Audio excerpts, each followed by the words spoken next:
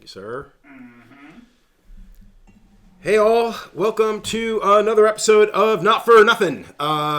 It is a beautiful Sunday afternoon here in Connecticut, and I can honestly say that because it is actually fucking gorgeous out today. It is. I am going to have my next guest, who I've known for many years. We've worked together and such, but I'm going to let him introduce himself. So, Julio Rodriguez. I've been tattooing since 1992 is when I started. And right now, I'm owner of Tattoolio's Tattoo Emporium in Wallingford, Connecticut. And you guys have been open for how long now? This is my 8th year. Oh, it's been 8 fucking years. Holy shit. 8th year this year. Yep. Well, let's get the basics out of the way. Like, yep.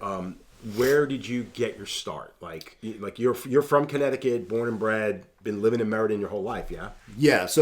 So my mother came over from Puerto Rico when I was an infant, basically. Were you born there? I was born there. I was born in Puerto Rico, and my mother came here to the United States with my two older sisters, and basically started from nothing. You know, she came with the clothes on her back and us 3 kids, and started her life here in Connecticut. She actually landed in New York, hated New York. You know, we were there for she said we were there for like a week, and then came over to Connecticut, and she landed in Meriden. Here we are. Well, you had told me a while back that there was billboards on the side of the road saying. You know, well, it was actually at the airport. Like when you used to go to airport, there were billboards from Puerto Rico saying go to Connecticut. Really? Like, it's funny because I never realized that. I mean, I know there's a huge South American population in New England. Like there's a lot of Brazilians up in Massachusetts, and there's a lot of Dominicans, a lot of Puerto Ricans here. Like I didn't know until I met you that there was actually a plan. You know what I mean? Yeah, there was a big movement at that time, but her situation was different. She came here obviously to get away from Puerto Rico from my father, basically. But she came over and to start a new life here, and we just happen to have family here. Right. So her uncle lived in downtown Meriden, and she needed the help. You know, she was starting fresh. She had nothing. So that's how we ended up in Meriden. So it's you and your 2 sisters. Me and my 2 sisters. Yep. And so she started fresh. She started working and getting assistance and stuff like that, and we ended up living in Chamberlain Highway, which was a low-income housing project. That's pretty much, and I'm getting to that because that's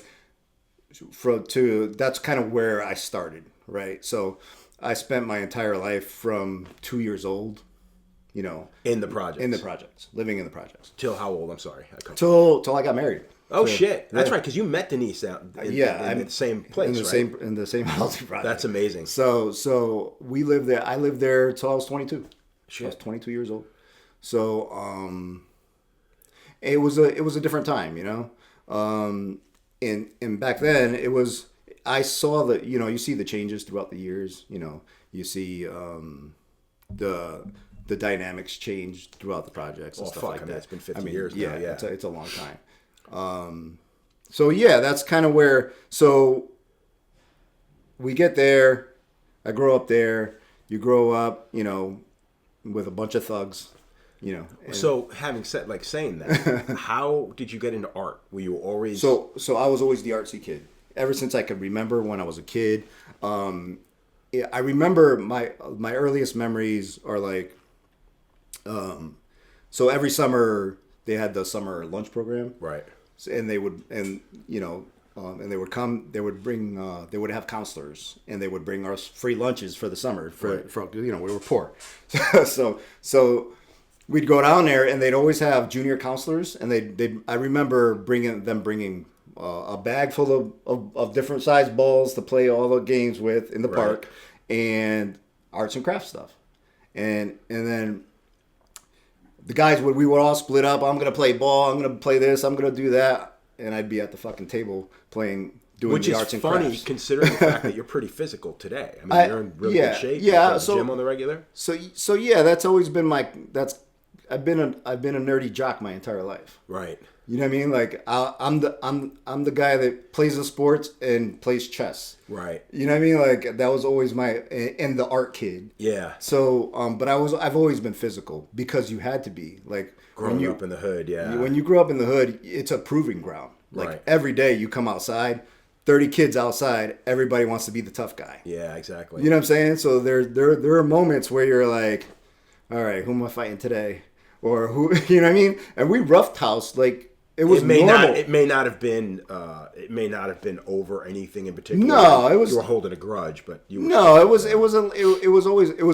guys doing guys things. You know what I mean? Like we'd wrestle each other, and we'd hurt each other. You know what I'm saying? Like we played ninja, where you hid. You know what I mean? Like everybody hid, and you got caught, you got beat up. Yeah, that was the prize, right? Yeah. And so it made the motivation. Yeah, it made the motivation to not want to get caught. Want to get caught in that situation. So you're like, okay, I gotta hide really good. I'm gonna get beat up.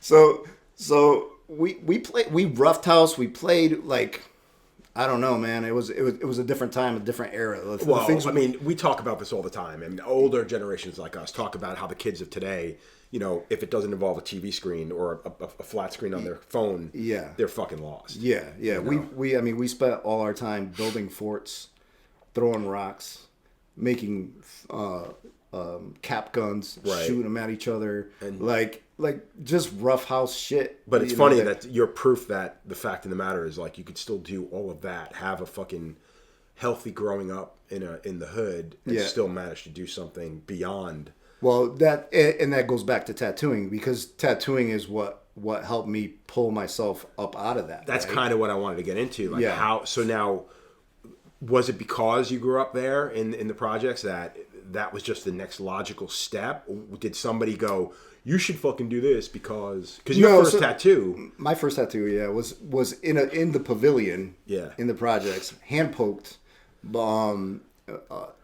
And he still tattoos. This guy, his name's Dave Pappas, and he still tattoos.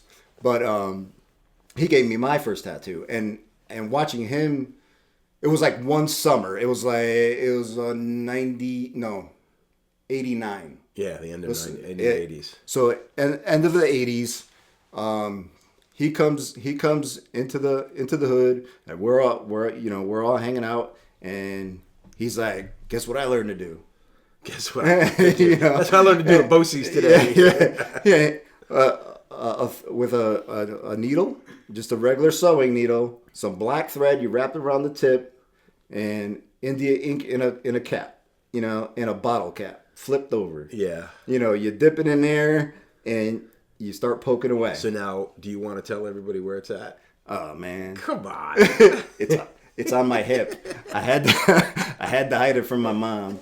I was 17 years old, and I think honestly, when you told me that back in the day, I was like, "Oh my god, that's so fucking perfect." Yeah. I had to hide it from my mom, and my mom, you know my mom. Yeah. She's like 4'9", but she's a spitfire. Exactly. There's a reason why I stayed out of trouble as much as I did.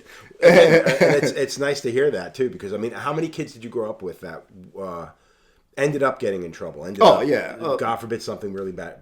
Probably 70% of them that ended up in the system. Yeah. No shit. They either in jail, got in trouble, juvie. You see it all. Right. You know what I mean? And but that's kind of that was the element you grow up in. Right. You don't know any better, right? So what was the first time? So you're infatuated with this tattoo? Absolutely. Like 89, I get that first tattoo, and from then on, I'm like, oh, tattoos. Like I love everything about it. I'm trying to learn about it, and back then, I hate saying back then, but it was then. You were what were you 19 years old? No, I was 18. Well, I was 17 when I got my first tattoo, right. and then I didn't start actually tattooing until 3 years later. So you've been tattooing. You're younger than I am, and you've been tattooing a year longer than I have, because I started in '93. I started the beginning in '93. So I started in '92. I don't know when exactly in '92. But I know the first tattoo I did was on my cousin. Actually, he passed away, but my cousin got a Sacred Heart with his daughter's name in it and a little cross, you know, on his arm. And I hand poked it. That was the first. It was all hand poke.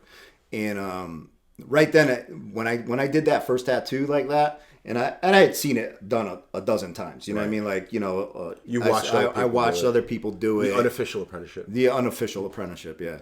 So I had watched do it, and he was like, "You know how to do tattoos?" And I was like, "Well, I kind of know the theory. I don't, you know."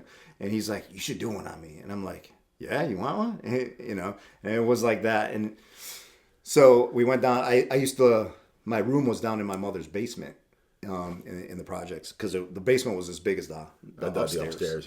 Upstairs. So I took over the basement, and I made a little shop down there. And I had my bedroom like set off. So you're 18 years old, and you're tattooing kids. So yeah, well at that point I think I'm 19, but when I tattoo him, and then I do the hand poke thing, and then okay, I got to get a hold of some equipment. And so right out of the gate, it's like you're beyond. I wanted to do tattoos, but there was nowhere to get equipment, right? So I'm dating Denise at the time, and her neighbor that lived downstairs was a biker guy, and he hung out with this tattoo artist, and I was like, hey man, I want to learn how to do tattoos. And he's like, yeah, no. He was just no, fuck off. Yeah. I don't do apprenticeships. Okay. So I'm like, okay, well, how do I get, you know, into tattooing? And he had a stack of Easy Rider magazines back in the day, yeah. So I'm thumbing through the Easy Rider. In the back, at the end of the month of every Easy Rider, there was a tattoo competition. Yeah. And you could go to the back. So I get Easy Rider magazine just to see the biker tattoos that were in. I think that was kind of the beginning of tattoo magazines. Correct, right. Started in Easy Rider. So it started in Easy Rider. So I'm looking at the back of Easy Rider just to see tattoos because I'm so excited about seeing tattoos. There's really nothing out there. Right. And I see this ad on the back. Huck Spalding, like the little phone, the little business card size. Size ad. So I cut it out, and I put that in my pocket and save money. You know what I mean? I spent the whole summer working my summer job, and I was like, I'm getting a tattoo equipment. So I ordered my Huck Spalding kit. It comes with the dry heat clave. It came with 2 machines. Like, not for nothing, it was a fucking bargain back in the day. I think it was like $500. It was like $500 for the amount of stuff that you got. Yeah, it was. I mean, they could always walk away going, hey, you know, we did our due diligence. If they kill somebody, it's not on us. Well, that's basically what he did. So I get the kit in the mail. I'm excited. I rip it open. I don't know what I'm doing. Like, do you have the book and everything? Yeah, I had the book. The book came with it. I read that book inside and out. I should have brought it with me because I can show you all the yellow highlights where you made notes and stuff. Like that. Oh yeah. The whole book is highlighted like on certain things and I read that book inside and out. And there's a lot of good information in there. Oh, I mean, it's the basics. Yeah, it's the basics. There's a lot of good information in that book. So I pull out the machine, I crank it on, I put it on, and I tell my cousin come back because I want to. I got this. I want to redo it now that I have the machine. So I did. I went over it. I attempted to put color in it. Now, are you using gloves and stuff like that? Yes. Yeah. It was a full kit, and so I got gloves, and I was always like I hated having stuff on my hands. Yeah. So I never was that guy. Like I always was like, okay, this is separate. I had a desk just for my inks. I had I tattooed off the table, but I tried to do it as clean as possible. Everything had a place. And that's just me. So I always have to have separate stuff. So I go ahead and I tattoo him, and I did pretty good. It wasn't bad, right? For looking back at it. And he never covered it. never did anything with it. But dude, the first tattoo I ever did is on a good friend of mine. He still got the tattoo. You know what I mean? And it's like, I'm not gonna say it's a great tattoo, but it's fucking in there. Yeah, it is what it is. It was my drawing of a heart with a cross, a Sacred Heart, basically. It was my drawing, and it looks exactly how I drew it. You know what I mean? There's not anything magical about it. I mean, it's magical because it was my first tattoo, but there was nothing really crazy. So how long was it before were you tattooing other people in the basement? So I eventually get in more professional. Right. So I start tattooing the guys in the neighborhood. Right. So you say cheap tattoos, people show up. You know what I mean? I started tattooing for $20. That $20, and then I would take that $20 and put it aside, and then I'd buy more needles and 20. Then it went to 40. So you're buying pre-made needles and stuff. I'm buying pre-made. Okay. Yeah, at that time I'm buying pre-made, and then I'm still buying. With every order I buy another tube. Right. So you're slowly. Every tattoo I just reinvested. Right. And to try to get more stuff. Now, is this before? Do you remember? Is this before Papillon in up north? Papillon was there. They were. I had attempted to get equipment from Papillon. Did they kick you out? Oh, he kicked me out. Like I first of all, I had heard that there was a supply house up there, and I drove up there. And Tom Strom was working at Papillon. It's funny. I've always asked anybody who went to Papillon from back in the day. Like I think Jay Kelly went to Papillon after Tom had already left, so he just missed Tom. Yeah, well, Tom was working there because I remember him greeting me when I walked in the shop because I didn't know that the supply house was separate from the shop. Right. The shop was here, and then the supply house was up the road. Yeah. So I went to the shop trying to buy supplies, and I walk in there, and I think this is before I ordered the kit. This is me attempting to get equipment at that time because I went through a period where I was just searching and trying to get my hands on tattoo equipment. I went in there, I had no idea what the hell I was asking for, and I was like, "Yeah, you guys sell tattoo kits?" And Tom was like, "Yeah, let me get Mike. Yeah, let me get somebody who's gonna kick you out." Yeah, and so he walks in the back. That's my memory of Tom. That first, he greeted me, said, "What can I do for you?" He said, let me get Mike. Mike comes out of the back. And sent out for the executioner. Yeah, Mike comes out of the back with these goggles, like these, he had these like glasses that flipped, when he worked. And I just remember him going, "Yeah, we don't sell kits."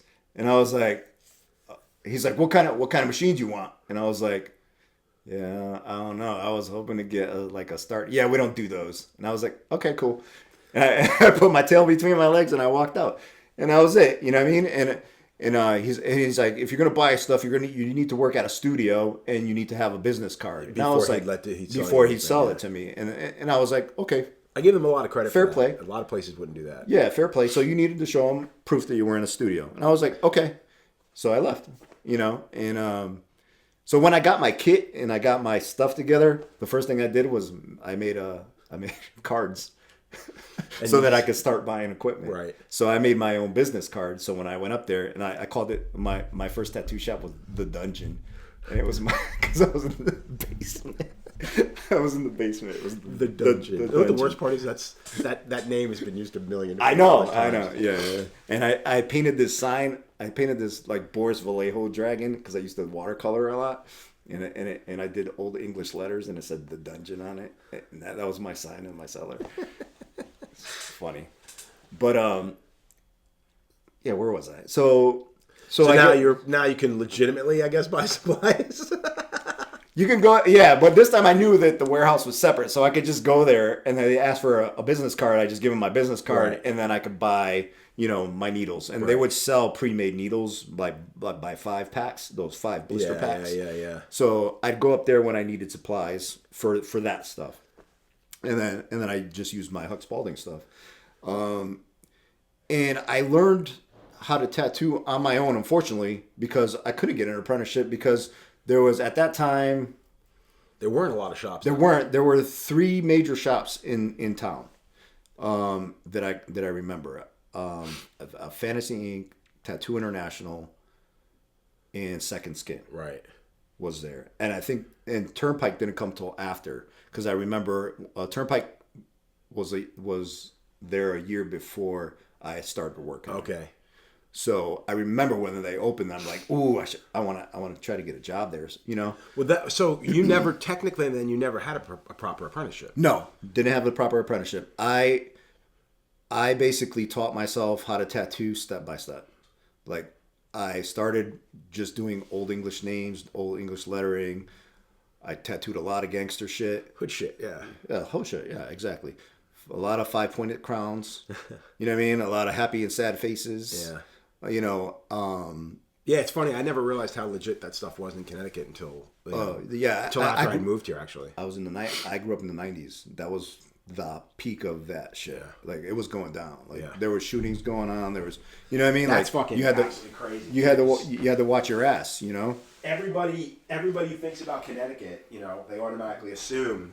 Mm-hmm. Oh, Connecticut's fucking Martha Stewart, fucking New England. No, there's elements that, you know, and especially around that time, there was a lot of gang activity, and a lot of people that I knew happened to be in it, right? You know, so, and that's who I was dealing with most of the time. So it came to, so I was doing that for about from '93 to '97. Oh shit, that's a long run. Yeah, I was on the ground. I was on my own, and stayed out of your mom's basement. Well, I got married. So I got married in '94. When I got married, me and Denise got our own apartment. But when I got the apartment, I got a 3-bedroom apartment, and 1 bedroom I converted to a tattoo shop. Okay. Now so now I remember talking to Siv, like when I came up in the business. Siv used to work out of Queens, and he had an apartment, and people would roll up. They'd be fucking eating his food out of his fridge, and you know, was it? Did you have more of a leg up on it? Well, no, I was so everybody was pretty respectful with me because I didn't take any shit like that. Like, especially, you know, the people you're dealing with, you're like, they know me. Yeah. You know what I mean? They know how I am. And when it came to business, I was always very serious about that. Right. You know, I always separated my family from the business. And that's kind of what made me say, okay, this is enough, because I had my daughter, and I was tattooing on the weekends. I wasn't tattooing full time, like every day. Yeah. I was tattooing on the weekends to make extra money so that I could pay my bills. So back in the early '90s, mid '90s, it was kind of like that. It was hard to straight up make a living unless you were in an area that actually only had a handful of shops. Right. And tattooing was really starting to take off like towards the end of the '90s. Yeah. You know? Yeah, and I was still early on, and I knew I was still learning, so I would only take on things that I thought I could do. Oh, you weren't shooting for the stars. I wasn't shooting for the stars. I was because the last thing I wanted to do was for that to go away. You know, for somebody to call, you know, the health department or somebody and say, "Oh, this guy's working out of here. This guy's working out of there." So I always kept it super low key, right? Because that was like my side hustle, and I loved doing tattooing, but I just didn't have the opportunity, or I didn't make the opportunity for myself, I should say. Yeah. To be able to do that full time at that time, so I was driving cab. During the day, and tattooing when I could. Well, you get one appointment here, one appointment there, one appointment there. Right. And but what happens is you start to get tired of that shit, because I'm working full time, you know, trying to support me and my wife, and I just had a baby girl, and people are knocking on your door at fucking dinner time. Yeah. You know, you're sitting down at the table trying to eat a meal, and hey, yo, you want to do a tattoo, you know, and you're like, bro, not tonight. Yeah. Or you come back this day, or this is before cell phones and everything else. Yeah, because I didn't have a cell phone till we had our daughter. Like, yeah. I don't have a need for it. I hated phones. I don't want anybody to contact me ever. Right. Like, I was like, you know what I'm saying? So it was just it was a sign of that time, you know, and that's just how I just grew up. Right. So people would physically knock on your door, and then you'd have to be like, yeah, I could do it, or just come back in an hour, or come back. Yeah, let me put my daughter to bed. Let me fucking whatever. Yeah, and but it got old. You know what I mean? I got to the point where I was like, I had hit a wall. I had only gotten so good. You know what I mean? Like my line work was solid, my shading was good, couldn't color worth a shit. Right. You know what I mean? Like, and also being on your own and still learning, it's like there's no place to go. I mean, you have to figure out, like, there has to be a point where somebody is going to be like, oh no, don't do it like this, do it like this, or you get to watch how other people are doing stuff. Correct. Yeah, and self motivation was never an issue for me. Like I bought every tattoo magazine that I could get my hands on, because at that time Tattoo came out, then Tattoo for Men, Tattoo for Women, and Tattoo International came out. There was a ton of learning happening in those magazines. And the articles, if you took the time to read those articles, there was information in there. Yeah. There was valuable information. People would, I would read every article just to say, I used the 7 mag for this, or any hint of what you're using. Yeah, I would. Put it in my memory bank. Oh, I got to order those. I got to try that. Right. So early on, if you don't mind me asking, did you use a lot of rounds, or were you using mainly mags? I started off, I went down the gamut of the lines. So you started with like 3s and 5s. I went single. I started off with this number. Okay. I started off with single, then I used 3s, then I used 5s, then I used 7s, and then I jumped to 14 rounds. And then I don't think I ever used anything more than a 14 round. Back then I don't think there was a lot. Yeah. Yeah. But I would use that to color with, like, because I was doing a lot of lettering. Right, yeah. So I'd use that 14 round to color stuff in and stuff like that. Magnums come with, like, when you start hearing about, like, magazines and hearing other people working. I started using a lot of mags when I started working at Turnpike. So that's what I wanted to get into when you started Turnpike. Right. How did that come up? So I'm driving cab, right? So I'm driving cab. It was livery service, so I would take people from their for their medical appointments for the state. So I would take them back and forth to Yukon and all that, to the medical. And in the meantime, when you didn't have a medical call, they would give you regular calls. Right. So in town, so I pick up at the time Brian Johnson, who is I'm taking him to Turnpike Tattoo. Right. And I have a no smoking sign that I had drawn in pen. And it was like fancy script, and it had all kinds of like tribal designs on it. And I made it real artsy. I put it up I put it up in my cab. And he looked at it. He said, "You drew that?" And I said, "Yeah." He's like, "You should do tattoos." And I was like, funny enough. Yeah, I was like, "Actually, I do tattoos on the weekends." He's like, "Really?" He said, I think we're looking for somebody. If you want to, you should stop by and we can hang out and talk. And I was like, "Oh, that's really cool." And I was like, "All right, cool." Small fucking world. Yeah. So I drive him to work. He goes inside. I was like, "Oh, cool." So I'll come back, So I came back with my book of hand drawn fucking flash, did it, biker flash. And I would, because I had all these magazines, so I pulled from the magazines. Just copying and redrawn them in pencil. I had these Jesus heads and Marys and the hands, and I had a whole book like this. I still have it, of drawings. So I brought in my book and my 5 Polaroids, because that's what we took pictures with, was a Polaroid camera. And I brought him the stuff, and he's like, "Oh, these are really good. You know what? If you come back next week, we could go up to Papillon's and talk to Mike and see if he'll hire you." I was like, "All right, cool." So I come back a week later, and I show up on time. I'm like, "What's up, man?" And he's like, "Yeah, dude, I don't have time to bring you up there today. Can you come back on Saturday?" And I'm like, "All right, cool." So I leave, come back Saturday. "What's up, bro?" "Yeah, dude, I can't do it today, And he's basically giving me the runaround. And Gunnar was there at the time. He had just started working there, I think, and he's like, "Well, I gotta go up to Papillon and get some supplies. Just come, take a ride with me." So you guys, I forget how well you guys know each other. Yeah. So that was the beginning. So it was like Gunnar offered. He was like, "Yeah, I'm going up there anyway," And I was like, "Okay, I'll drive." So I go up there. Mike's in the back. He's Gunnar's real chummy with them. He walks right in the back, and it's like, oh, the land of Oz opens up. The doors have opened, and you see all the supplies and all the tattoo machines and the needles and the sets of ink, and I'm like foaming at the mouth. And and I hand my stuff. I say, "Hi, Julio. I'm looking to get a job," and say you might be hiring at Turnpike. He didn't remember. He didn't remember you from back in the day. He didn't remember me. He looked at the stuff. He looked through.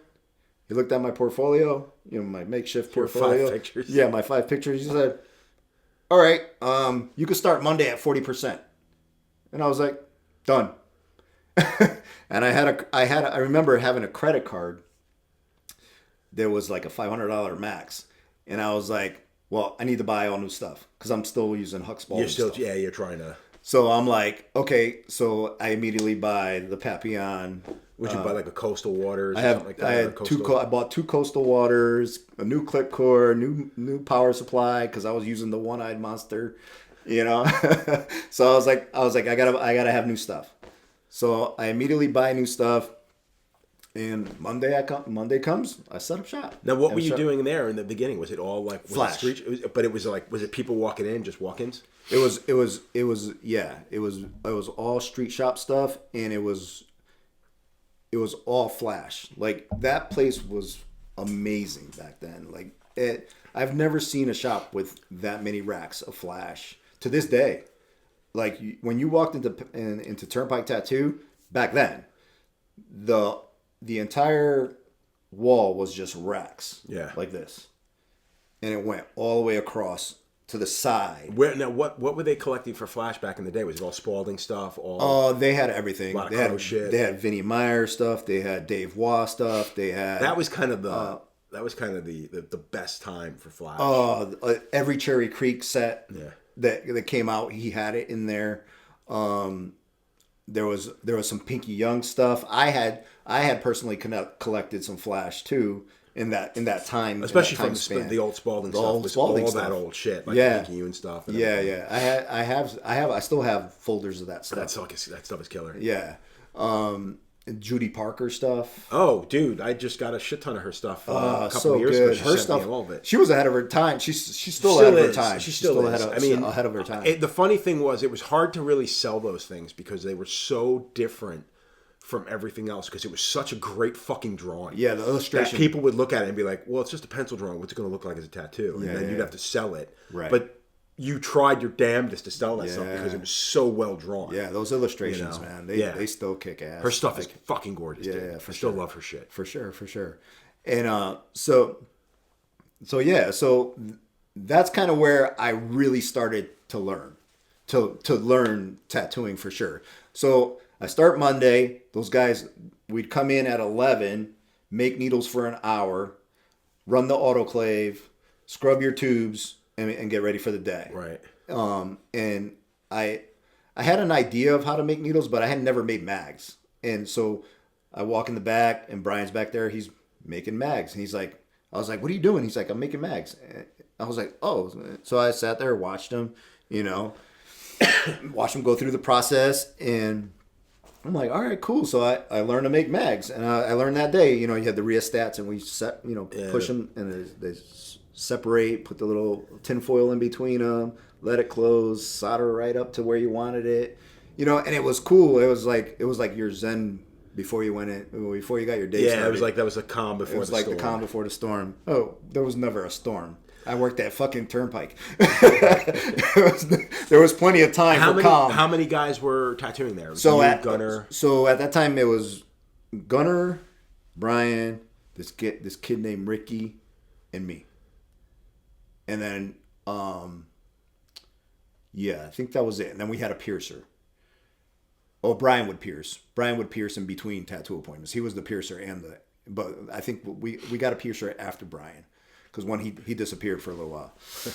So I started working with them, with those guys, and slowly, one by one, they kind of started disappearing. Gunner went to Atlantis first, I think. Right. I think he was like, he only did the dark side thing for a short period of time.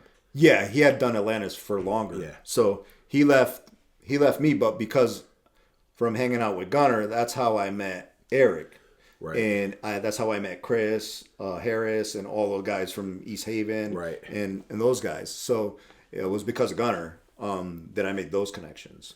And then I met a lot of guys at the very first tattoo convention, the Connecticut one, the one that the one that Fitz put on. Yes. So that was the very first one. Okay, was that the one that was in the club, or was that the one that was at the the Webster? At the Webster, right? At the Webster Theater, right. So that was the very first. That was the very. That first was like one. the one day. That was the one day event. Yeah. That was in '99. I never got to that one. I ended up doing the one the following year at the hotel that they had done. And that's where I met you there. I met everybody at that convention. Right. Yeah, and it was a good show. It was just local. It was like the top 14 shops in Connecticut. Right. And that was it. It was like that, and that was really relevant in this area. Like that's all that was there. Yeah. Everybody else was like, there was no other shops. Well, like I said, that was one of the things, like, that's why I wanted to interview Sean and all those guys, because, in my opinion, I'm not going to say that there weren't other shops. I mean, obviously, there were other shops in Connecticut and in New England in general. But Darkside, to me, was the one that kind of put everything on the fucking map. It got major fucking, public, magazine publications and stuff like that, where you had guys like Danny Williams and stuff like that down there. Yeah. But the fact of the matter is, it was really Darkside that brought it out of the light, into the light. Yes. Darkside was one of those ones that definitely shined out of the bunch, but because they did that. Right. Because we got in magazines, because we were in your face, it just happened. You know what I mean? Like, that they drew the attention. Right. And Darkside was a unique situation where you had a cluster of talent all under one roof. Right. Whereas the other shops were one-man shops. Yeah. You know what I mean? Like, There'd be one or two guys that come and go, they whatever, Right. So that was the Darkside was an amazing place to be at that time, I think it was the energy as well as the talent. It was like the fact that people weren't afraid to stay late and work on Tattoo Flash, stay late and make t-shirt designs. Like, everybody was invested in a shop. Well, yeah. Where most of the time, like you said, it's usually just one guy in a shop that, like, you're not really pushing, I hate to use the word brand, but it's the beginning of that. It's the beginning of branding. Yeah, and the funny thing is we didn't think of it like that. You know what I mean? That's my point. When we were in it, it was just us being us, like working hard, trying to get better at the craft, at really learning and getting better. And that's why Turnpike was a blessing for me, because I was doing my own sketching, my own drawing, that type of shit. But when I got into Turnpike, that's where I really learned the technical side of tattooing. Right, learning how to make needles. The difference between liners and rounds and fucking shaders. Rounds and shaders and flash. Just a solid base and flash made all the difference in my work. Like, that's where I learned to really hone in on copying something solid, like making a solid tattoo that looked exactly like the picture or better than the picture. Right. So and the challenge of that was that there were so many different styles of flash that you had to change what you did on a daily basis. So there was fine line black and gray stuff on the walls. Yep. There was solid traditional stuff on the walls. There was new school stuff on the walls. There was, the basic Cherry Creek stuff that was on the wall that everybody loved. Yeah, you know what I'm saying? You had to be a jack of all trades just to be able to stay on top of the game. Correct. If you wanted to work, you better be able to do that. Yeah. Like, when somebody asked for whatever flash it was, and I gauged my progress on the sets of flash that I was able to reproduce. Oh, okay, yeah. You know what I mean? Like, there were certain flash sets that were more realistic based. Oh yeah. And I was like, dude, I remember it was intimidating. I remember back in the day, people would come in, they're like, I want a wizard, and they'd pick out the JD Crow wizard, and you go, that's really cool, but I've done that thing like 6 times, and Cliff had picked up a bunch of Mauricio flash, and I'm like, hey, come here, check this out. And I remember the first time I did it, because it was like, it had the aesthetics of a Crow piece, but it was more this Dungeons and Dragons fantasy thing, but it was a little bit more painterly. It wasn't quite as just straight up tattoo. It's all basic tattoo, but a little bit more. And I remember always pushing people towards, the more European style flash, because that's where you really got to fucking spread your wings a little bit. And then that starts to influence how you do things, and maybe influences the way you do some of the trad stuff, because at that point you're trying to bring something original. You're not just trying to reproduce. Right. After you've reproduced a million, now you just want to do something with it. Yeah. And it's one of those. It was one of those shops that you only really worked on the weekends, because during the week Yeah. It was dead. Yeah. You know, you get 1 or 2 stragglers in during the week if you're lucky. You know, so you worked on whoever came in the door. You did a couple tattoos, and then Friday, Saturday, Sunday, you better be ready. Off, yeah. You know, and I'd stay there till midnight sometimes, like working, just trying to make money. Yeah. You know, and I was 40% for the first 3 months. Oh, that's not bad. Yeah, it wasn't bad. And then I was like, yeah, I need a little bit more. And then once he made me 50-50, and I was like, okay, cool. Now I can fucking leave my day job. Yeah. And come here full time because it was killing me. I was working there till midnight, and then driving cab at 4:30 in the morning until 4:30 in the afternoon. You wonder how many people would put up with that today. Like, you wanted to do something so fucking badly that you're willing to do whatever the fuck you have to. You know, you got people who don't want to apprentice nowadays. Yeah. Because they feel it's unfair. Here's the thing. So because I didn't have that formal apprenticeship, it was because I had the lack of opportunity, right? So, but today there's nothing but opportunity.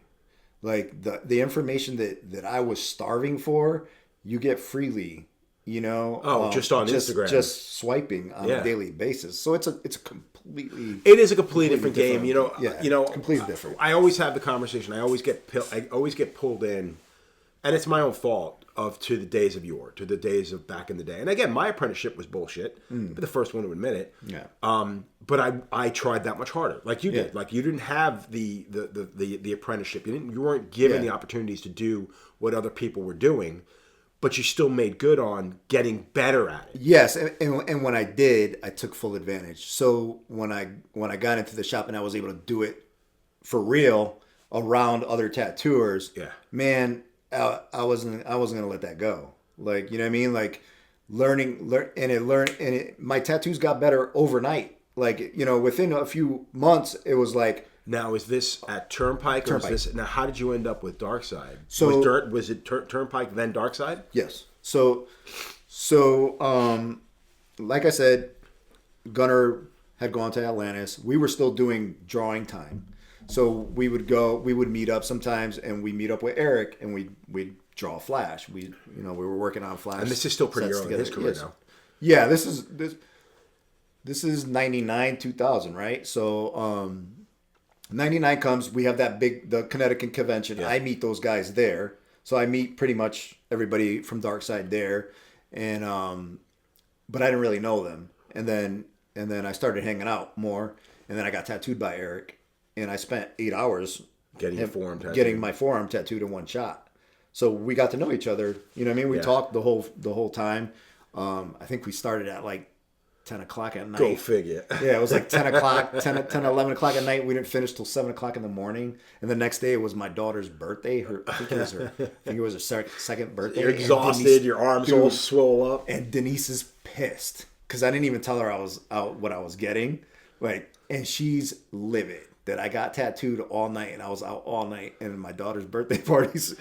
So I'm like, yeah, you know. Well, she got used to that after a while. Because, I mean, hanging with the Darkside crew was kind of like, that was like planned chaos. Right, you knew it was always going to end up to be a shit show. Yeah, exactly. You know. So he was working at Gunnar was working at Atlantis, and then he went to work for Darkside, and then for like I think it was only a month, and then he left. He left. Is that when he went to Ohio? He went to Ohio. I think it was him.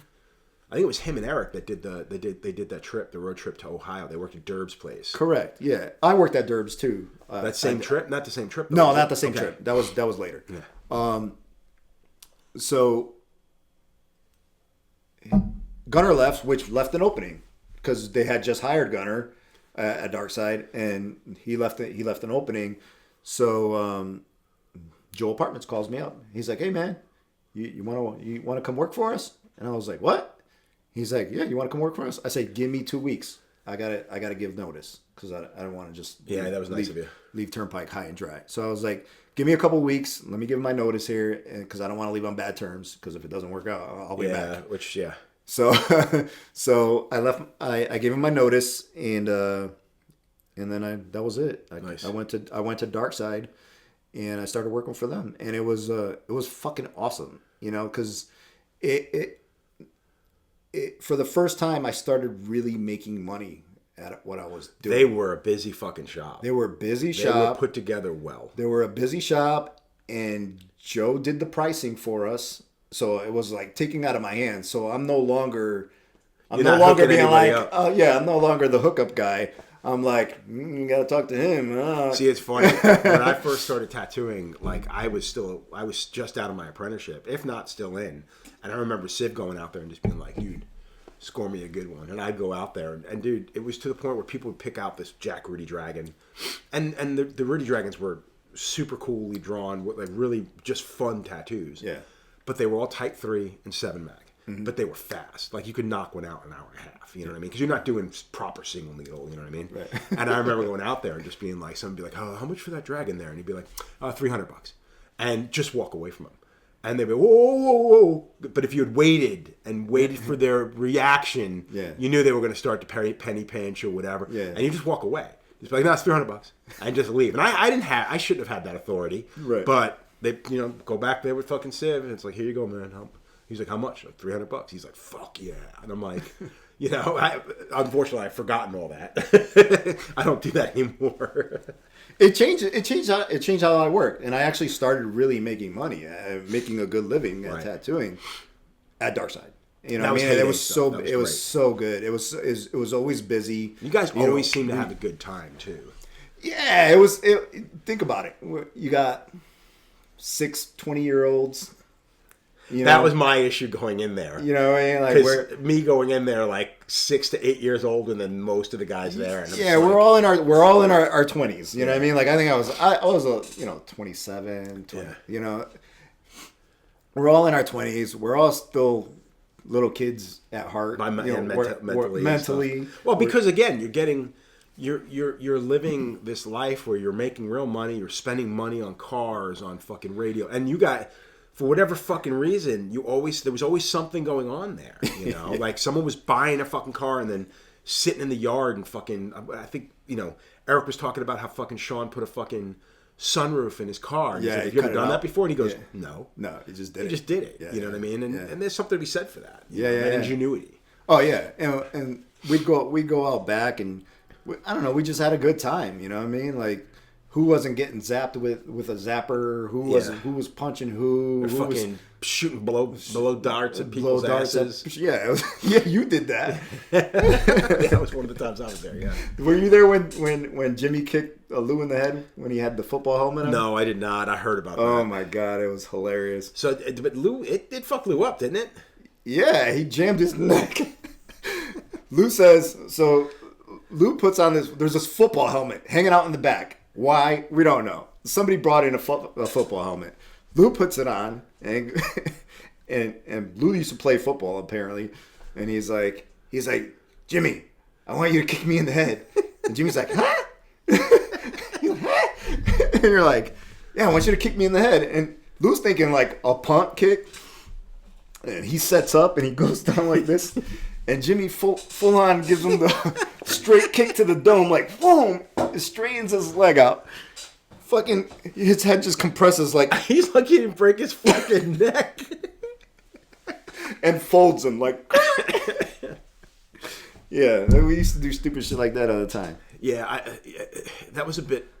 Yeah, I'll be honest with you. I dug being around it in small doses. Yeah, well, small doses. It was always a good time. That was one of those things. Like I remember, like everybody's like, "Oh, you should come work at Darkside." I'm like, "Fuck that! You guys are like children. I can't be part of that. It's too much." We discovered Red Bull over there. You know that, right? Yeah, that little Asian store that was on the corner, right around the corner. They used to sell a thing. Yeah, glass jars of Red Bull. It had a little bull on it. Yeah, before it was fucking mass produced, Yeah, they had it in that store, and it was more like a syrup. It wasn't even like there was no dilution. Yeah, it wasn't a seltzer drink. It was just fucking straight up. Straight up. Just straight up sugar and caffeine. And we'd go in there. I'd go in there and buy a bottle. And he'd be like, only one. And I'm like, okay. and just be bouncing off the walls in there. Yeah, you guys were like fucking Ritalin kids. Yeah. So, I meet you years before that. I'm now working at Darkside. Yeah. I was there for 1 year, like almost exactly 1 year Yeah. before we decided to. Well, we had met. We've done shows and stuff. Yeah, we had done shows, and I had gotten tattooed by you in Pennsylvania. Which piece was it? Was it the machine or the Asian girl? Oh yeah. That was the first tattoo you did on me, on my thigh. Yeah. Because I have a collection of Nabuki heads. Yeah, because Martin started it. Yeah. Martin did the. He did the big demon. The demon. Yeah. Yeah, he did that when he was doing a guest spot at Darkside. Yeah. So we were getting guest artists, which was cool. Again, Eric was getting out there and meeting all the right people. Yeah. And again, I'm not going to say that Eric is the one that put Darkside on the map. He's the one that put Darkside on my radar. Yeah. Only because he was the one that was out there. No, for sure. He's the one that was traveling. Yeah. You know what I mean? All the other guys were homebound guys, and they all had families. It was a busy studio in that area. There was no reason to travel. There was no reason to travel, right? So it was busy enough. So, but yeah, Eric was traveling. I had done a couple conventions before going there, so I had that bug, and I was young enough to go to appreciate it and go. So I went through a good 4 years of doing the circuit, and then I was like, yeah, no, I'm good. Yeah. But yeah, Eric definitely helped a lot to spread the name out. Yeah. He was like, well, I think it was a bumblebee, combination. It was definitely that, and then you had Apartments, whose main job was to run the business or run that side of things. He was the one collecting photos. He was the one photographing clients. He was the one making the fucking bios up and then mailing everything into the magazines. Like, right. He was really good at being that guy. For sure. Yeah, for sure. Yeah, Joe, Apartments had he made sure that we took pictures. Like when we weren't, when I was like, I'm not gonna take it. He'd be right there taking the photograph. You know what I mean? Like he knew what you had to do to keep it up on them. Legit. And I remember him mailing a stack of photos every month. We'd go to the 1 hour photo booth. Yeah. Go through all the photos, put our names and address and information on the back of it. He put it in a stack, stick it in an envelope, and send it out. I think that was like the earlier days. I mean, not to say it weren't shops like that, but they were few and far between. Like the shops that I worked in, I mean, granted, it wasn't much. It was Lotus. Me doing my own thing with Corey Kruger for a time. Like, you had to do everything on your own. The shop never really did a group thing like that. Right. You kind of had to watch out for yourself. Yeah, that was a unique situation where you actually got taken care of. You know what I mean? Like they took care of us. Yeah. They made sure that we were relevant and staying in magazines, and who's to say there weren't talented people out there doing the same thing, but they just weren't being seen. Yeah, exactly. You know what I mean? Yeah, because there's a lot of talented people back then too. You had to kind of go out of your way to find these things. They weren't in the magazines. It was kind of hard to see it. Exactly. Yeah. You didn't see it. Unless you took the time to go to a convention and then not tattoo the entire weekend and actually walk around and get to meet people. Right. And that's where I met Tom Strom. That's where I met Corey Kruger. It's where I met, like I said, you guys for the most part. I think it was Jimmy Dillon who was the one that walked up and introduced himself to me at the Mad Hatter many, many, many years ago. Right. Yeah. So Yeah, like I said, it was a more hands-on thing. Like it's like if you wanted to go see a friend, you knocked on their door. Yeah. You know what I mean? Yeah. Now you put it out there in the ether and you kiss it up to God and hope for the best. Yeah. It is what it is. So, it's a completely different world. It's a different vibe. You know what I mean? So now when we opened up Hope, we all leave. You, Eric, and I all leave Darkside. We open up Hope. We're downtown. It wasn't an intentional thing, but we had a place to work. The place was large enough. It was a gallery setting. Yep. It was it wasn't new. There were several gallery setting shops like that scattered across the country. It was new for here. For Connecticut. We were the first ones to do it here. Probably. Because I don't recall. I feel like we started to trend after that. Like it seemed like most shops were flash-based shops. Right. And then Hope started, and it seemed like right after that, not long after we started, showing the shop, more people started going, oh, that's a nice vibe. Yeah, we had a lot of, I don't want to say copycats, but we set a lot of standards when it came to that style shop in New England. And it wasn't an intentional thing. I think it was just a cool place for us to basically, because we're all creating art on the regular. Right. You know, and we just want a cool place to go to work. Absolutely. And walk in and be comfortable and see stuff that, you know, gets you jazzed or whatever. We all had a pretty large art collection. Right. That outgrew our rooms, you know what I mean? So I think from that perspective, I mean, I didn't want to open Hope, but with the way things happened, it just kind of made sense to do, you know? Yeah, I mean, if it wasn't for you and Eric, like, I don't know where I would have been, you know what I mean? Like, Yeah, because that last couple of days for you at Hope, at Dark Side was ugly. No, it got ugly because I felt kind of betrayed, you know what I mean? Like, so basically when all that stuff went down with Sean and stuff was starting to go downhill, and we were all on the fence of what we were going to do. Yeah. I was the first one to approach him and say, hey, listen, there's a good chance I may be leaving.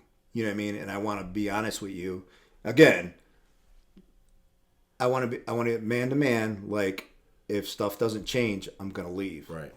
And I have at this point, I have a daughter and I had my son. Right. And my main concern was making a living for them, so that I could. So I had just bought a house. Right. You know what I mean? Like, you know, and the last thing I wanted to do was for that to go away. Right. Right. So you're putting me in a situation where, like, you got to worry about where your money's where are you making your money? Where I'm making my money, and the last thing I want to do is the cops come in and shut this place down, and I'm left on the streets. You know what I'm saying? And then I got to fend for myself. And that's not too hard to believe. You know what I mean? Especially with the way things were going there. Yeah. It was a shit show. Yeah, for a while, you know. And to his credit, he pulled himself out of that. Most certainly. I'm super proud of him. You know, I held a grudge for a while because of the way things went down, but I have since let that go. You know what I'm saying? Like I said, he was the first one I reached out to out of all of the people I know from Dark Side. And there's a handful that I still need to talk to. Yeah. But he was the first one, and you know, he's made amends. He's done. I mean, he's owned up to a lot. Yeah. And we're humans. You know what I'm saying? Everybody makes their mistakes, and I'm mature enough to know that. Yeah. You know what I mean? And I don't hold any grudges against him anymore, and stuff like that. But at the end, so I had approached him and I had told him, I said, listen, man, things don't change. There's a good chance I'm going to be leaving. And I want you to know that, because I don't want there to be anything weird between us, whatever. And he said, you know, Julio, you can stay as long as you want, you know, and we're good. Like, I'm like, okay, I'm just letting you know, like, if I have to leave, I'm going to leave, and whatever. And so we had that one-to-one talk, and you remember my name was, he had put my on the bottom of the thing for the doorway. On the doorway. Like, he didn't have to do that. Yeah. He had done that when he redid the rooms and the floors. I was making them a lot of money. You know what I mean? Like, I go to work. When I go in there, I'm You're there working. to make money. Everybody. I mean, that's the fact of the matter is, like, you know, the fact is that shop made money. There's a reason why he got caught up in the grinder. Right. You know.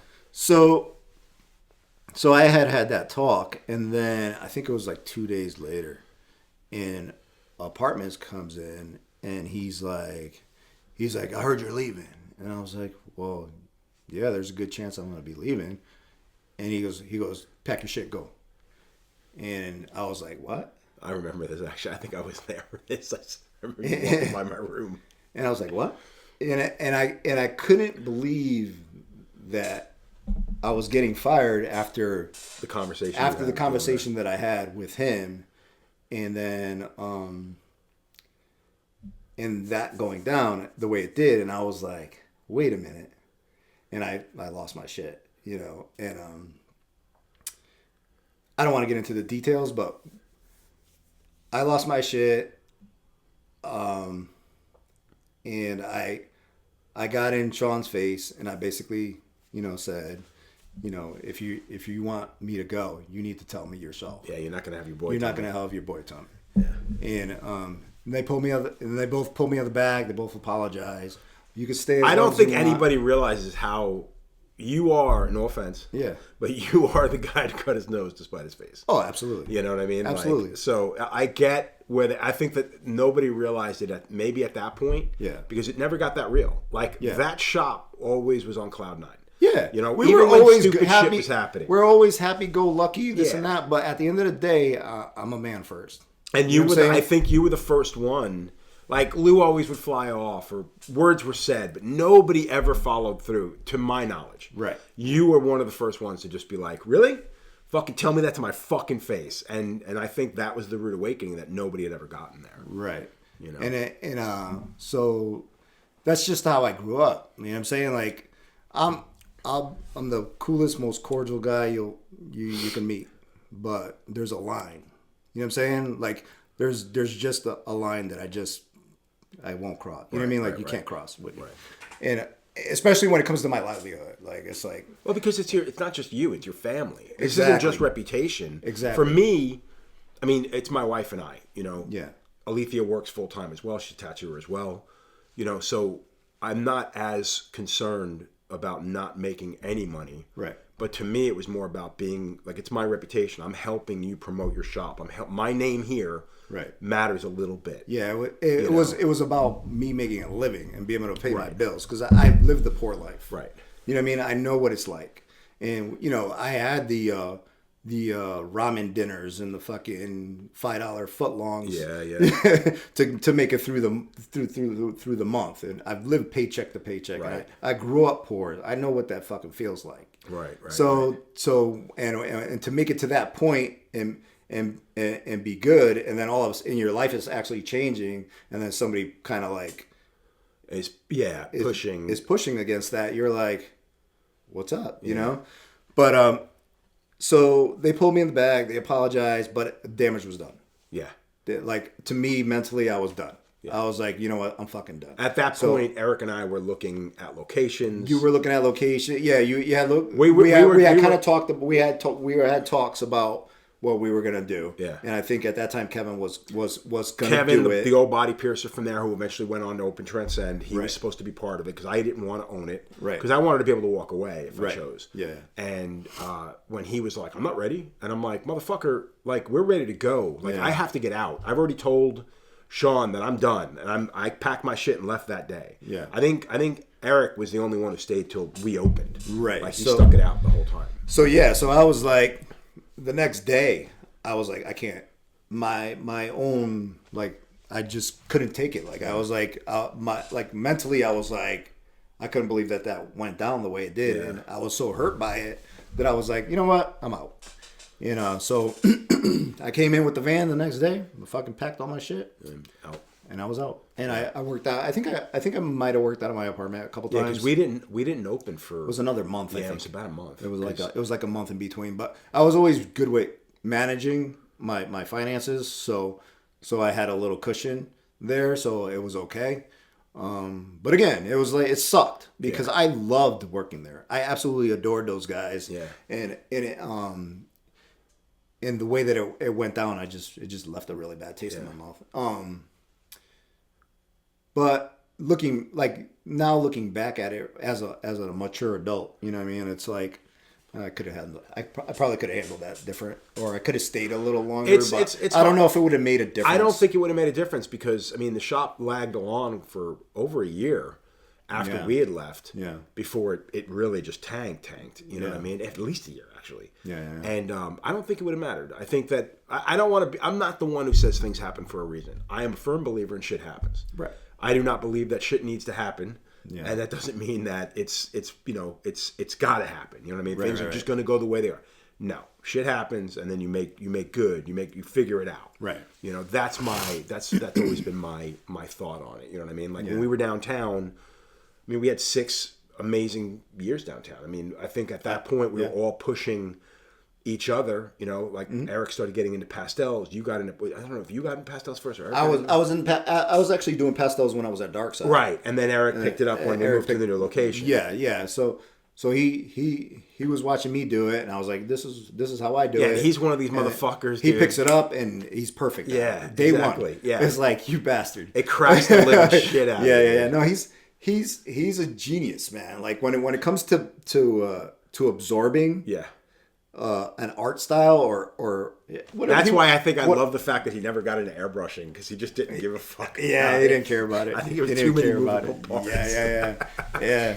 If he does, he would be amazing at it. That's what I'm saying. Because he would do it perfectly the first time. Yeah. Because he's one of those guys that just absorbs, and all of a sudden he goes, "Oh, I got this." Yeah, he still does it. And he still does it. and he does it with oil painting. He's good. Everything. Yeah. And it's like, so I learned airbrushing basically watching you airbrush. Yeah, because that's all I ever did. Because that's all you ever did. So I was like, oh, I had messed around with an airbrush in high school, but I didn't know anything about it. I think the biggest hurdle with airbrushing is the cost. And you don't want to go in. Like when I went in back in 84, when I got my first airbrush, I bought a Badger because I couldn't afford to buy the Iwata. You know, a friend of mine's learning from this guy in the mall. He goes out, his parents buy him a brand new Iwata HPBC. Like, he's got the top. Yeah. I'm buying the little tiny compressor, the fucking Badger airbrush because it was $75 at the time. So I'm working with all this cheap ass shit. And I worked that, like when I got the job a month after my friend in the mall, I'm using this shitty Badger. And they were like, dude, you gotta buy one of these Iwatas. And I was able to afford it because at that time the guy was buying them wholesale and then reselling them to us just above cost. Okay. So I was able to afford it. And then from there... So it sounds a lot like tattooing. Like it's very much so. It's very much so. Except there's not the fear of leaving an indelible mark on an individual for the rest of their fucking life. Yeah, you could throw away the t-shirt if it goes bad. Exactly. But the funny thing about that is I've had people come up to me and say, hey, I want you to paint my motorcycle or my car, and I'm like, absolutely fucking not. And they're just like, what are you talking about? I'm like, I'm not touching your fucking car. I'm not touching your motorcycle. To me, it's easier to leave a mark on a person than it is on their motorcycle or their bike. And that, and the fact that there is just so much prep work and finish work. And I just don't. That's what always scared me was the finish work. Yeah, because it's like you get bubbles, you get dust in there, you get anything like that, and it's ruined. Me and a friend used to whatever little bit of work we did, we'd have to find a body guy to take the stuff to and say, hey, could you clear this for us? Right. And we'd have to be there the morning he did it and hope for the fucking to God it didn't get fucked up because we didn't know what we were doing. You know, so I did it a tiny bit and then never got into it again. You know, I did some helmets and I did. The biggest thing I did was I airbrushed this guy's model airplane, like these, the big airplanes. I ended up doing something for some guy up the road that wanted me to do the model plane, and I airbrushed that. That was like the biggest thing that I did. It was like that. I mean, it's what I love about it is the fact that you can do so much. My issue with airbrushing is the fact that everything is super smooth. Very neat if you do it properly, and it's something I've always admired oil painters, and I just never could grasp and get my head around painting with I could do a little bit of acrylic work, but for the most part everything started with pencils, airbrush, and then maybe going with a little bit of acrylic, maybe going with it's something that you just have to go at and be okay with sucking at it for a while. Yeah, exactly. And that's it, right? Because like that's what holds most artists back from trying new mediums. It's like I'm fearless because I know I don't care. I'm like this may suck, but I'm gonna do it. Yeah, that is something you've always been really good at in the sense that you're willing to embrace a lot of different things and do it until you get good at it. Where you're not like me or like Eric for that matter, where you're going to do that one thing and then it's going to suck. We may never show it to anybody. Where you're always just like, no, man, this is the first one. You know what? Next one gets better. It's the process. It's the process for me, and that's what makes being an artist an artist, right? It's that's where the learning comes in, and you can take that learning and apply it to your tattoo work. Right. You know what I mean? Like color theory, that goes across the board. You know what I mean?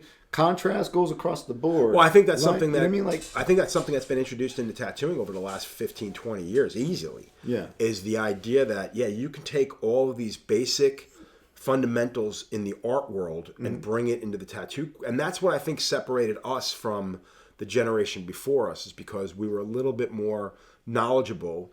And there's gonna be a bunch of people pissed off about this, but we were a little bit more knowledgeable than the group before us. So we were able to take a little bit from here and bring it into the tattooing. And now you've got fine artists that I don't want to say can't cut it as a fine artist, but they make a much better living as a tattooer, and they take all those fundamentals from tattooing and bring from fine art and from the real art world and bring it into tattooing. Yeah. And if you get offended by the fact that I say real art versus tattooing, go fuck yourself, because that's how I feel about it.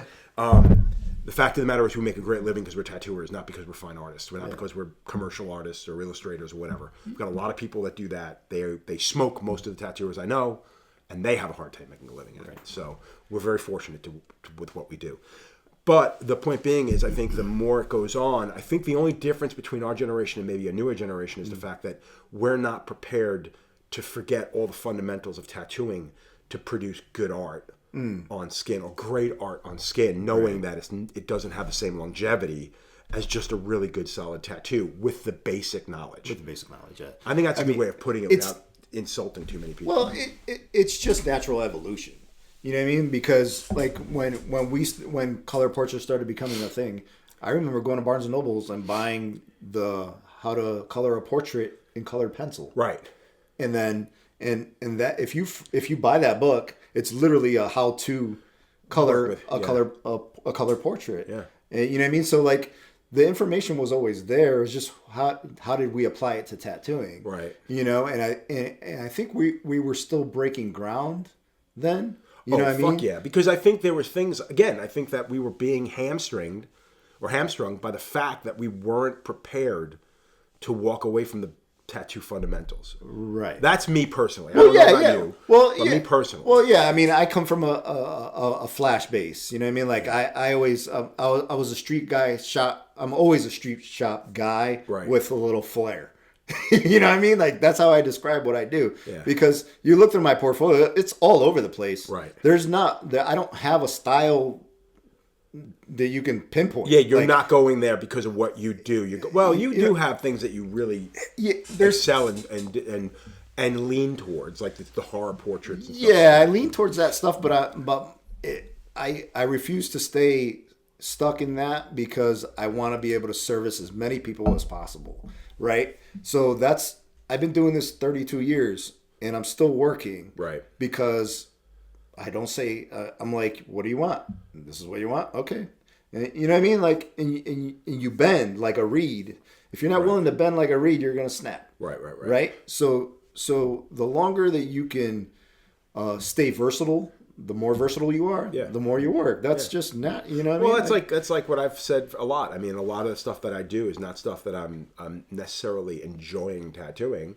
I can do it, and I'm going to do whatever tattoos come through because I'm a tattooer before I am a tattoo artiste. Right. No, I mean, but at the same time, we're still artists. Like, you know what I mean? Like, it's the reason Hope Gallery kind of came, like, Hope Gallery was successful is because we started to do a gallery style tattoo shop, right? We had artists coming in. We had illustrators hanging stuff on our walls. Yeah. And it was unheard of at that moment in time. Dude, right? I remember telling the story about like the first big art show that we did was through Travis Louis up in upstate New York. And he brought in James Gurney, fucking, I'm going to draw fucking blanks on all these motherfuckers' names.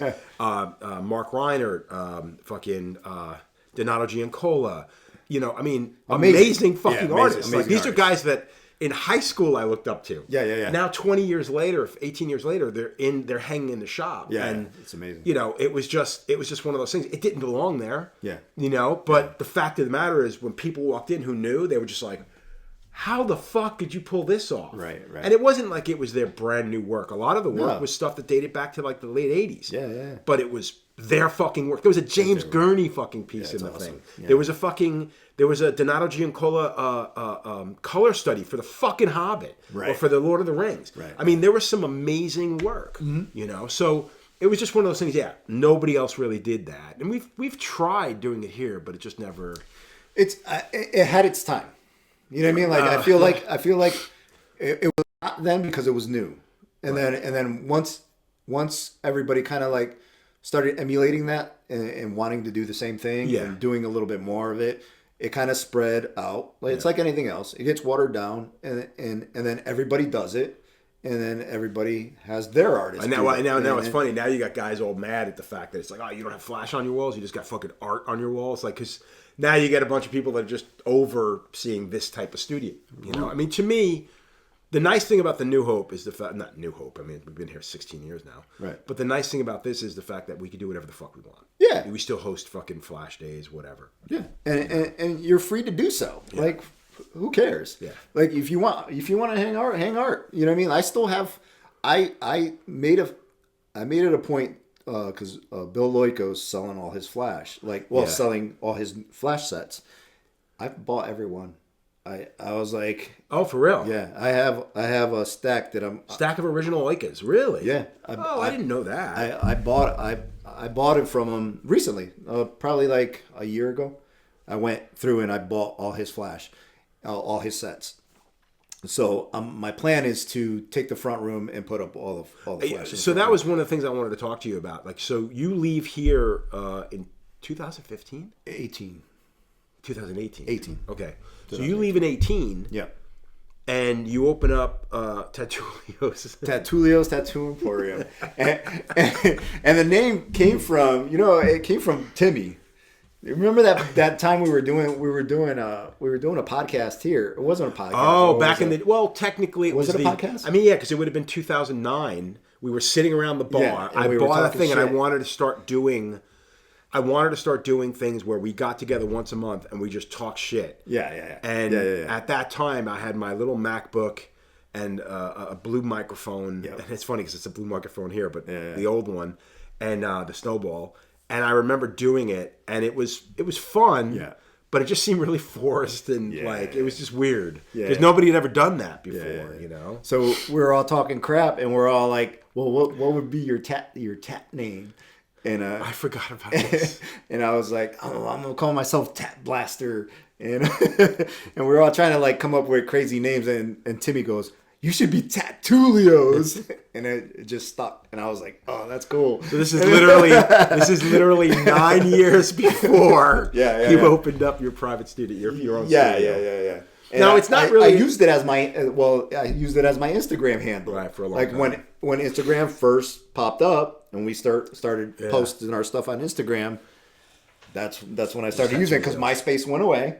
Remember, my MySpace was awesome. The MySpaces are still up. You can go to your MySpace page. Yeah, but it's different. Oh, no. I'm not saying this is, but the fact that it is, everything is still there. Is it? It's fucking crazy. I mean, although it's been over a year and a half since I've been to it. Last time I went to it, there was half my stuff was gone. Oh, yeah. So, I don't know. It's in cyberspace somewhere. But that MySpace was awesome. You could do like your scrolling pictures. I had a really nice portfolio. I had a place for my artwork. Yeah, you had a place to talk to people. I made a lot of connections. Yeah. I did some collaborations with artists then. Yeah, MySpace back in the day was awesome. Was a thing. It was awesome. That's how you had connected with Nicole with Kid Robot. That was still MySpace. Yeah, because she reached out to me about eventually getting tattooed.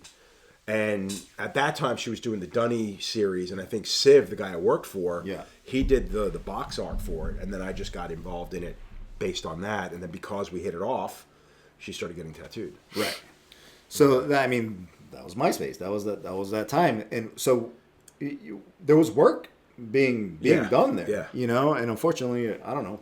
I don't even know why it went away. Because fucking Meta came up and fucking ate everything like a monster it is. I mean, again, it's the same thing. It's like, none of it serves us. And I think that's always been my biggest issue with the current state of the media in which we are forced to work in is because it's not for us, it's for everybody. Yeah. And unfortunately, a lot of things go under the wire. Yeah. You know? Yeah. And I get it, it's just the way it is nowadays. Yeah, I just see it as a free advertisement. Right. Like anytime, you can't. That's all it is. It's just a place to post. Somebody likes it, and they like it. They don't. Whatever. But I've gotten business from it. Right. You know what I mean? Like that's the purpose for me. Like you put it out there. Somebody likes it. Oh, I'll go check them out. Right. And that's all I need. Right. I came from an era where we didn't even have the internet, right? And we worked. We were busy because of word of mouth. Well, back then, word of mouth was a lot more. And there was also less of us. There was a lot less of us back then. There was a lot less of us. But, now the competition's like, Oh, it's blown the fuck up. It's blown up. And what we were talking about before, the fact that, when you went out of your way to find gear back in the day, it was harder for you to learn. The learning curve back then was a much greater curve than it is today. Yeah, I mean, you got kids now, they just buy something on Amazon, and within a day, they're crushing it. They're doing great tattoos, Right. Or you've got the fucking, the ignorant style tattoo that they're hiding behind the fact that just marking up their friends with the idea that, oh, it's a tattoo. And it's like, but is it? Is it? It's like... I'm of the opinion that there's something for everyone. You know what I mean? You're a lot more polite than I am. Well, no, because here's the thing. You have to know what sucks to know what's good. You know what I mean? Like there has to be that full spectrum of tattooing in order to appreciate what's over here. Okay, my problem with that is oh god, everything I say from this point on, when everybody's on the spectrum. Okay, and there's no clear fucking bar because you look at them and they're way down here, but they're way up here in their own fucking mind. Yeah. That's the fucking problem. But that's gonna get. That might be the thing that gets me canceled. Here's the beauty of it. The people that cater to those people, you would never tattoo anyway. No, that is a truthful thing. You know what I'm saying? Like, and that's what brings me peace because you know what I'm saying? Like the people that want that stuff or love that stuff would never come to you. Yeah, they think it's cool to go to somebody's backyard and sneak into their basement. Exactly. There's somebody for everyone out there.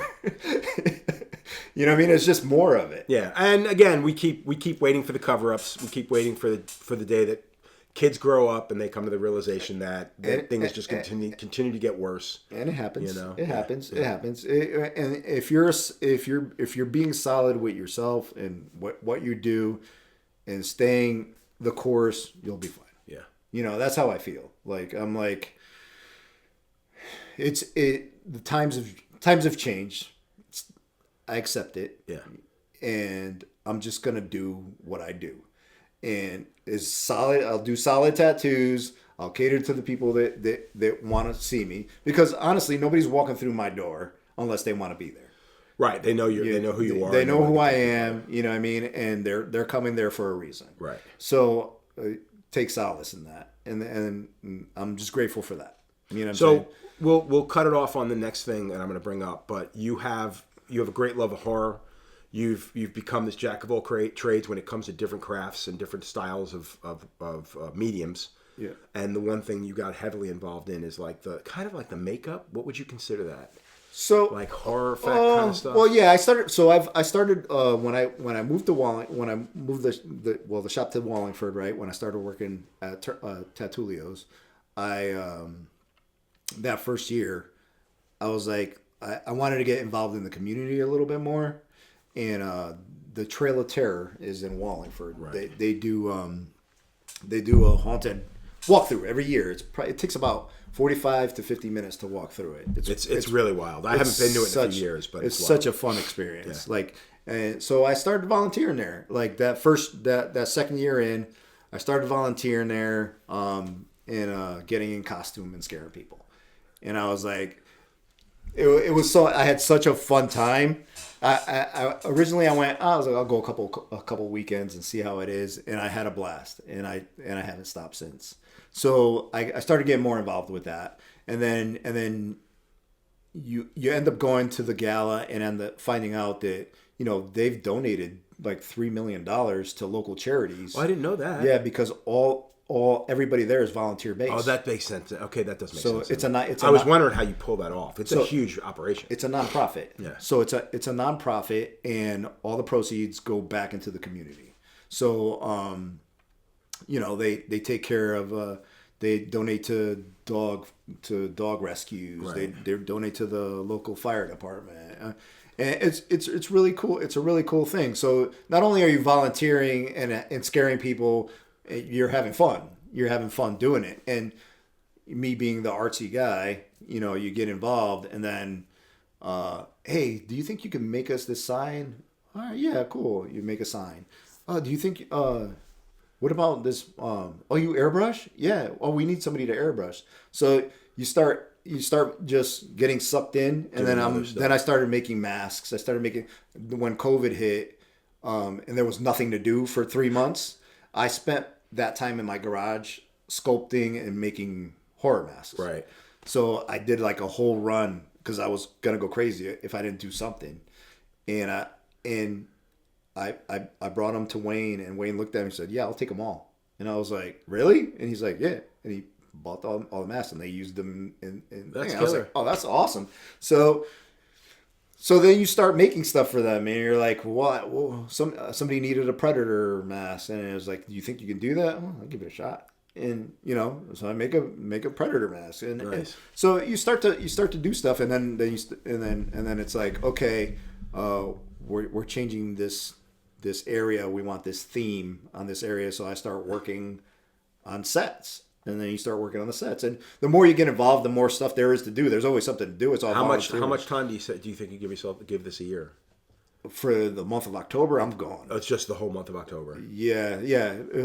As soon as every weekend in October, I think it's 13 nights. So however it lands in the calendar, right? For 13. So for 13 nights, I'm there every night. So I'm now the airbrush guy. So I airbrush like the makeups, the horror makeups. Oh, okay.